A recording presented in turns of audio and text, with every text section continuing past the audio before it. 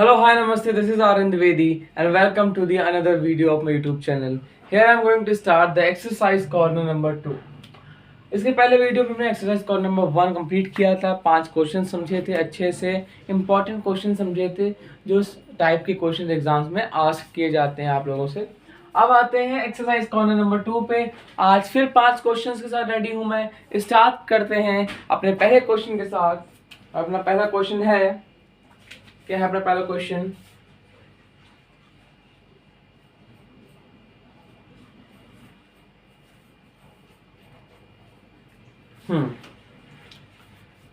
ये मैं रिएक्शन लिख रहा हूं।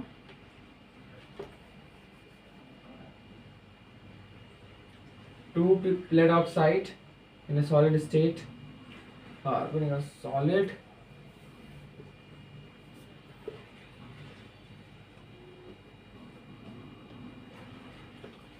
ये रिएक्शन लिखा है। और आपके क्वेश्चन स्क्रीन पर क्वेश्चन लिखकर आना होगा, अपनी स्क्रीन पर देखिए। लिखा हुआ which of the statements about the reaction below are incorrect. कुछ स्टेटमेंट आ रही होंगी आपकी स्क्रीन पर, देखिए स्टेटमेंट्स आने वाली होंगी। ऐसी कौन से स्टेटमेंट्स हैं ये चारों में से जो इनकरेक्ट हैं? इनकरेक्ट हैं, ठीक है। पहला लिखा है lead is getting reduced. Lead is getting reduced. क्या लेड रिड्यूस हो रहा है? क्या लेड रिड्यूस हो रहा है? नहीं, नहीं। क्या रिड्यूस हो रहा है? रिड्यूस क्या हो रहा है? Lead oxide. Lead oxide reduce हो रहा है, ना कि लेड। तो फर्स्ट ऑप्शन इज इनकरेक्ट, लिख लीजिए, ठीक है। First option is incorrect. Second one is carbon dioxide is getting oxidize. लिखा है कि carbon dioxide is getting oxidize. नहीं, नहीं, कार्बन डाइऑक्साइड ऑक्सीडाइज नहीं हो रहा है। क्या ऑक्सीडाइज हो रहा है? कार्बन ऑक्सीडाइज हो रहा है। क्या ऑक्सीडाइज हो रहा है? कार्बन ऑक्सीडाइज हो रहा है, ना कि कार्बन डाइऑक्साइड। तो this one is also incorrect. Next one is carbon is getting oxidize. बिल्कुल ठीक है, कार्बन ऑक्सीडाइज हो रहा है, मैंने बताया भी आपको, ठीक है। इसका कुछ नहीं, इनकरेक्ट बताने आपको। Lead oxide is getting reduced. Lead oxide is getting reduced. ये था पहला क्वेश्चन आपका। ये था आपका पहला क्वेश्चन जो हमने पढ़ा। नोट कर लीजिए क्वेश्चन को, आंसर नोट कर लीजिए इसका। Now we are going to the second question. Now we are going to the second question and here is the question. हाँ, देखिए स्क्रीन पर क्वेश्चन देखिएगा अपना।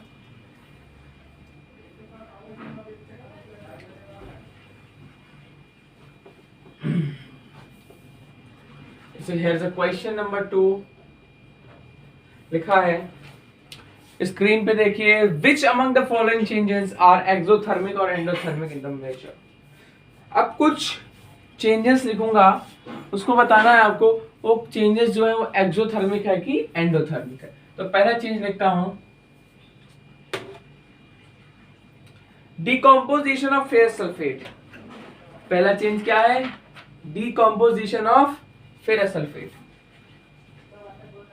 स्क्रीन पे आपके लिख के आ रहा है, देख लीजिए। Here I'm going to decompose the ferrous sulfate। तो फेरस सल्फेट का डिकम्पोजिशन, डिकम्पोजिशन, डिकम्पोजिशन कुछ समझ में आ रहा है? अगर कोई चीज डिकम्पोज हो रही है, कोई चीज डिकम्पोज हो रही है, तो थोड़ा दिमाग लगाइए, थोड़ा दिमाग लगाइए। आपने पढ़ा है डिकम्पोजिशन रिएक्शंस पढ़ी है आपने, पढ़ा है आपने। उसमें क्या होता है?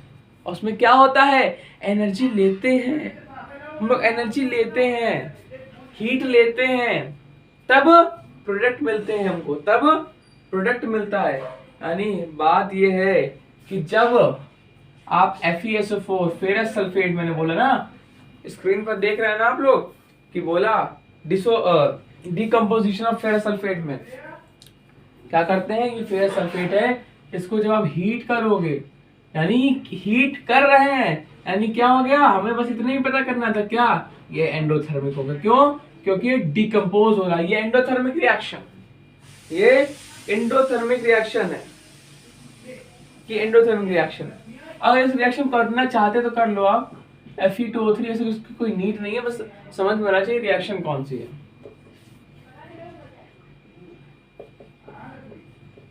ठीक, ये रिएक्शन है और ये एंडोथर्मिक रिएक्शन है, ये ध्यान रखिएगा।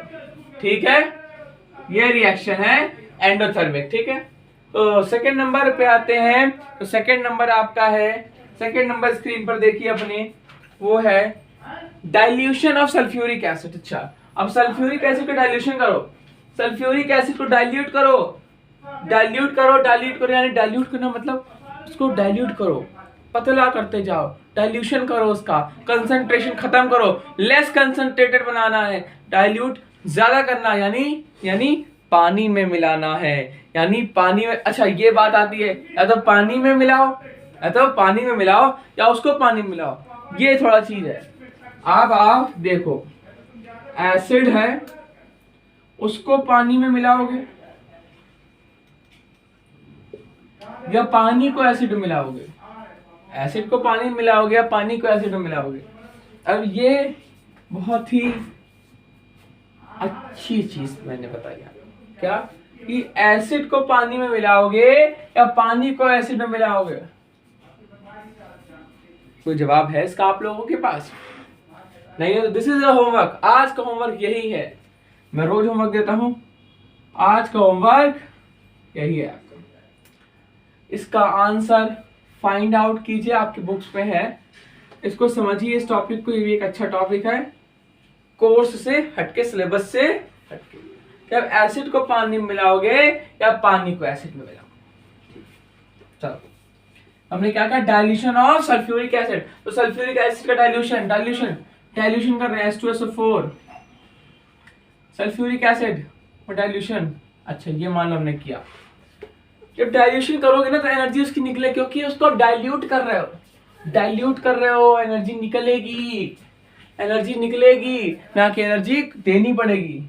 एनर्जी देनी नहीं पड़ेगी, बिल्कुल नहीं देनी पड़ेगी। किसने कहा देनी पड़ेगी एनर्जी? आपको हीट नहीं देनी है, आपको यहाँ पर आपको हीट नहीं देनी है यहाँ, क्योंकि हीट और निकलेगी। जब आप उसको डाइल्यूट कर रहे हो, आयंस टूटेंगे, हीट निकलेगी। यानी क्या है, पहले समझ लो, ये है एक्सोथर्मिक, ये एक्सोथर्मिक रिएक्शन है, एक्सोथर्मिक। ठीक है, ऐसे समझ लो। जनरली आप मान लो H3O+ आयन निकलता है, SO4- हीट निकलती है। ठीक है, ये हाइड्रोनियम आयन का सल्फेट आयन निकला है। अब आप कहेंगे SO4 निकल गया, H3O, एक H कहाँ गया? वही बात आती है, ये रिएक्शन आगे प्रोसेस होता है, ये रिएक्शन आगे कंप्लीट होती जाती है। ठीक है, तो वो ठीक है, ये आयंस टूट गए, एक्सोथर्मिक रिएक्शन, क्योंकि हीट निकली है। ठीक, नेक्स्ट रिएक्शन, नेक्स्ट क्वेश्चन है आपका, इसी पे स्क्रीन पे देखिए। A dissolution of sodium hydroxide, dissolution of ammonium chloride in water, dissolution of ammonium chloride in water. Ammonium chloride का डिसोल्यूशन देखेंगे वाटर में, क्या होता है?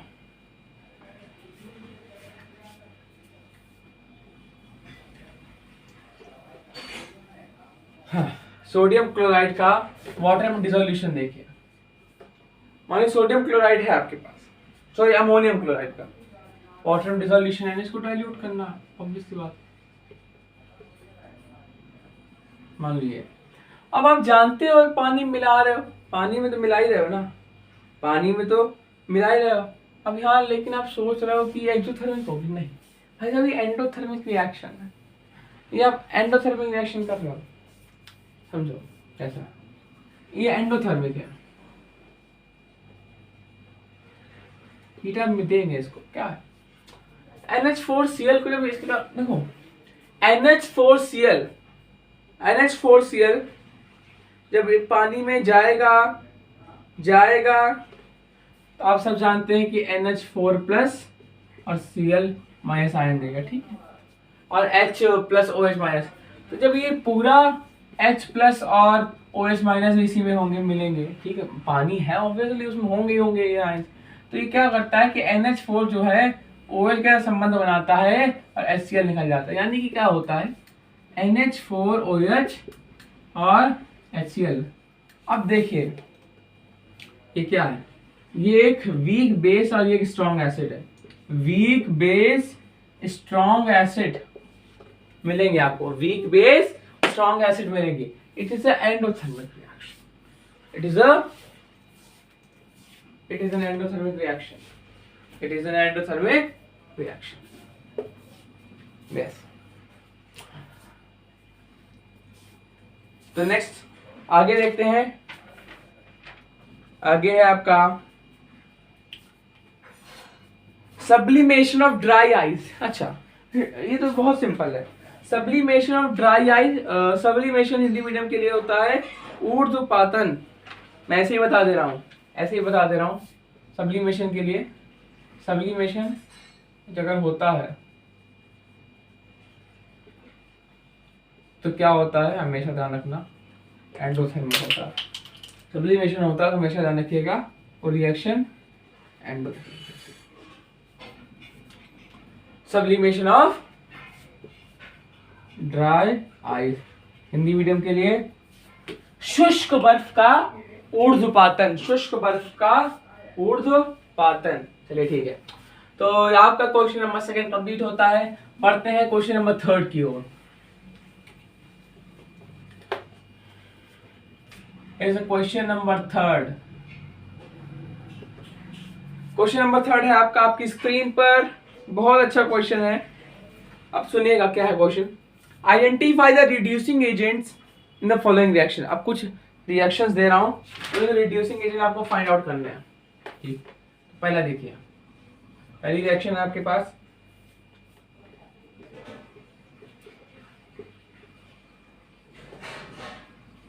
ठीक।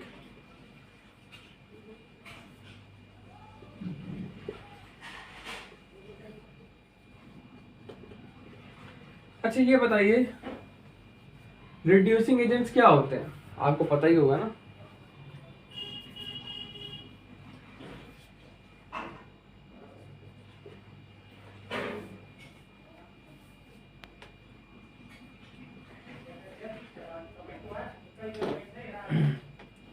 मैंने पढ़ाया था आपको रिड्यूसिंग एजेंट्स, जो खुद क्या होते हैं, रिड्यूसिंग एजेंट्स वो होते हैं जो खुद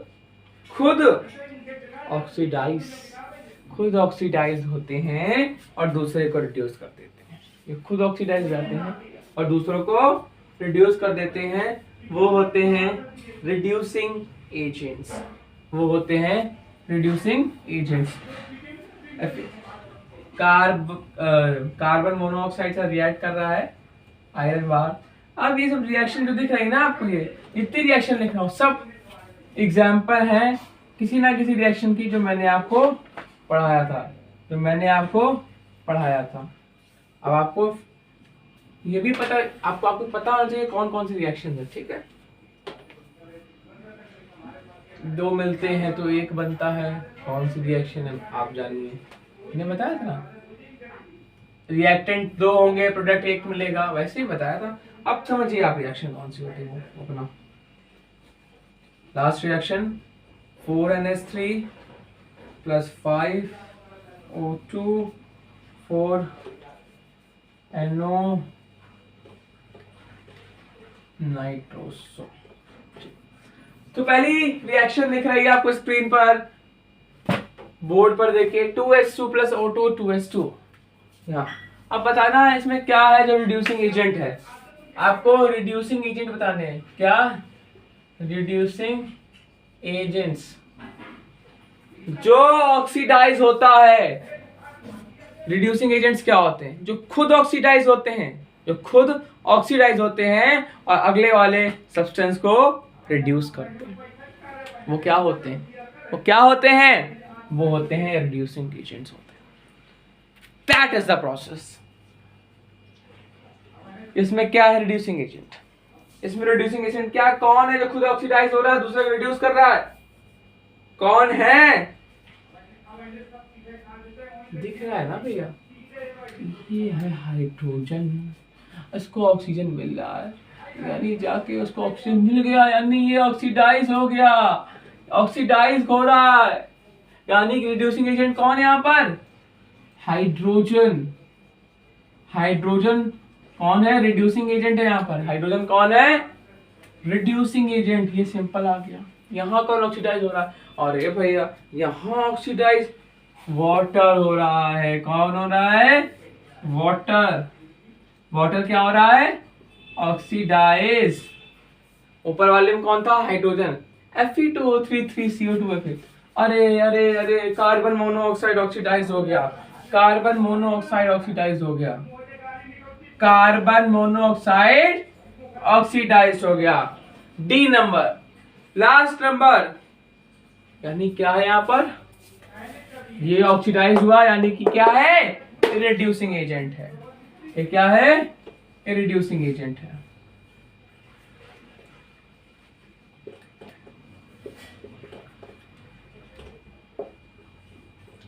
ये क्या है? ये रिड्यूसिंग एजेंट है। ये क्या है?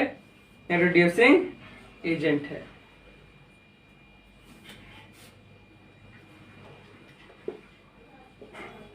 ठीक, यानी कार्बन मोनोऑक्साइड रिड्यूसिंग एजेंट है यहाँ पर। Last reaction NH3 5O2NO। अब बताइए यहाँ पे कौन है आज ऑक्सीडाइज हो रहा है? Which is ammonia. Ammonia oxidize यानी वो क्या है? वो रिड्यूसिंग एजेंट है। यानी आपने जब ये ढूंढ लिया कि ऑक्सीडाइज कौन हो रहा है, जो ऑक्सीडाइज हो रहा है वो क्या होता है? वो रिड्यूसिंग एजेंट होता है। तो आपने ये ढूंढा कि ऑक्सीडाइज कौन हो रहा है, जो ऑक्सीडाइज होता है वो रिड्यूसिंग एजेंट होता है। ठीक है, ये समझ लो। मैंने आपको बताया था आज की बात में क्या, जो ऑक्सीडाइज हो और जो रिड्यूस हो। अगर ऑक्सीडाइज है तो रिड्यूसिंग एजेंट है, अगर रिड्यूस है हो रहा है तो ऑक्सीडाइजिंग एजेंट है। मैंने आपको बताया। तो बढ़ते हैं अपने नेक्स्ट क्वेश्चन की ओर। Question number 4। और इस क्वेश्चन में आपको क्या करना है? क्या करना है इस क्वेश्चन में? इस क्वेश्चन में पता करना है what are the oxidizing agents. इस क्वेश्चन में ऑक्सीडाइजिंग एजेंट फाइंड करने हैं आपको। चलिए फिर से कुछ रिएक्शन आ रहे हैं आपके सामने ऑन योर स्क्रीन। कुछ रिएक्शन आ रही, 4 रिएक्शन आएंगी। देखिए उनको आइडेंटिफाई कीजिए। ऑक्सीडाइजिंग एजेंट्स आइडेंटिफाई करने हैं आपको। ऑक्सीडाइजिंग एजेंट आइडेंटिफाई करने हैं आपको। तो क्वेश्चन नंबर 3 का पार्ट ए देखते हैं। क्या है? क्या रिएक्शन कह रही है? रिएक्शन कहती है कि CuO प्लस Cu+H2। ठीक है। अगली रिएक्शन है आपके पास V2O5 plus 5 calcium.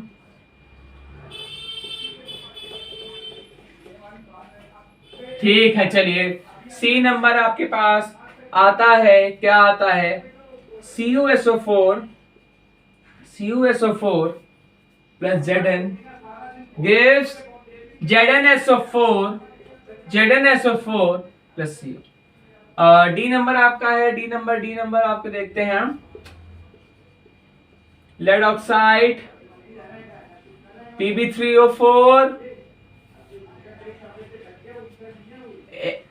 HCl hydrochloric acid 3PbCl2 plus Cl2 plus H2O। अच्छा, इन रिएक्शन में क्या करना है आपको? बताना है कि ऑक्सीडाइजिंग एजेंट्स कौन थे। आप समझिए, ऑक्सीडाइजिंग एजेंट्स कौन होते हैं? जो खुद रिड्यूस होते हैं, दूसरे को ऑक्सीडाइज करे, वो ऑक्सीडाइजिंग एजेंट होते हैं। जो वो खुद रिड्यूस हो रहा है, ये ऑक्सीडाइजिंग एजेंट वो होते हैं जो खुद रिड्यूस होते हैं, जो खुद रिड्यूस होते हैं और दूसरे को ऑक्सीडाइज कर देते हैं, वो होते हैं ऑक्सीडाइजिंग एजेंट। पहला रिएक्शन देखिए, कौन है जो यहाँ रिड्यूस हो रहा है? कौन रिड्यूस हो रहा है? यहाँ पर साफ साफ दिख रहा है। कौन? ये। क्यों? ऑक्सीजन गायब हो गया। जहां मैं सर्कल कर रहा हूं वो रिड्यूस हो रहा है। वो क्या है? ऑक्सीडाइजिंग एजेंट है। समझ जाइएगा, ओ ये लिख दूंगा भाई। V2O5 प्लस 5CaV प्लस कौन हो रहा है? ऑब्वियसली दिख रहा है आपको, ये रिड्यूस हो रहा है, यानी क्या है? ऑक्सीडाइजिंग एजेंट है। नेक्स्ट है कॉपर सल्फेट है, Zn है। अब हाँ, तो इसमें भी समझ में आ रहा है कौन रिड्यूस हो रहा है, कौन रिड्यूस हो रहा है? कॉपर सल्फेट रिड्यूस हो रहा है, ये भी दिख रहा है आपको, यानी कि क्या है? ये ऑक्सीडाइजिंग एजेंट है। Pb3O4 HCl, इसमें भी समझ में आ रहा है कौन रिड्यूस हो रहा है, ये भी ऑक्सीडाइजिंग एजेंट, ये भी आपका ऑक्सीडाइजिंग एजेंट हो गया। एक और लिख लीजिए, एक और लिख लीजिए। चलिए एक और करके दिखाइए हमको कि आपका है अगला 3Fe plus 4H2O Fe3O4 plus 4H2। यानी समझिए क्या है, क्या यहाँ पर रिड्यूस हो रहा है, वही ऑक्सीडाइजिंग एजेंट। जो रिड्यूस होता है वो ऑक्सीडाइजिंग एजेंट कौन, ये क्या है, ऑक्सीडाइजिंग एजेंट वाटर। ये हो गया question number 4। Question number 4 complete हो चुका है आपका। फटाफट से नोट कर लीजिए बिना किसी टेंशन के। नोट कर लिया होगा, वीडियो पॉज करके नोट कर लिया, नहीं तो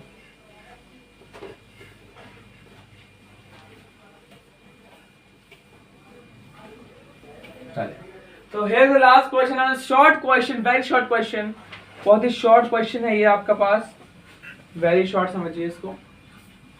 question number 5 and the last one of the today's video, which is a question लिख के आ रहा है आपके स्क्रीन पर, which is a combustion reaction and which is not. अब मैं यहाँ पे आपको 2 रिएक्शन लिखूंगा और आपको बताना है कि कौन सी कंबशन रिएक्शन है, कौन सी रिएक्शन कंबशन है और कौन सी रिएक्शन कंबशन नहीं है। C6H12O6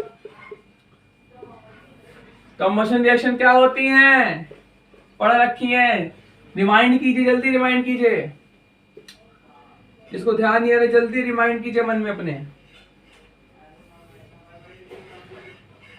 जल्दी से रिमाइंड कीजिए अपना, फटाफट फटाफट बिना किसी टाइम के। कंबशन रिएक्शंस क्या होती हैं, क्या होती हैं कंबशन रिएक्शन, यानी कि कंबशन यानी कि कोई चीज जल रही है क्या, कोई चीज, हाँ वो जल रहा है, बगल वाला जलता है। कंबशन रिएक्शन कौन जलता है, बगल वाला जल जाता है, बगल वाला जल जाता है। कंबशन रिएक्शन यानी कि यहाँ क्या दिख रहा है आपको, कंबशन रिएक्शन बताऊं, ऑक्सीजन अगर दिख जाए, ऑक्सीजन में कुछ भी चीज जल रही है तो वो रिएक्शन कंबशन होती है। यानी कि यहाँ पे दोनों रिएक्शन कंबशन रिएक्शन है, both reactions are the combustion reactions, both reactions are the combustion reactions here। नोट कर लीजिए।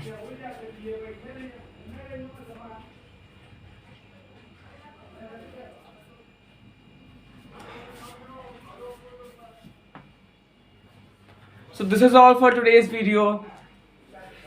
Thank you everyone. जय हिंद, जय भारत। मिलते हैं अगले वीडियो में, तब तक के लिए take care and like share subscribe to my channel. Thank you.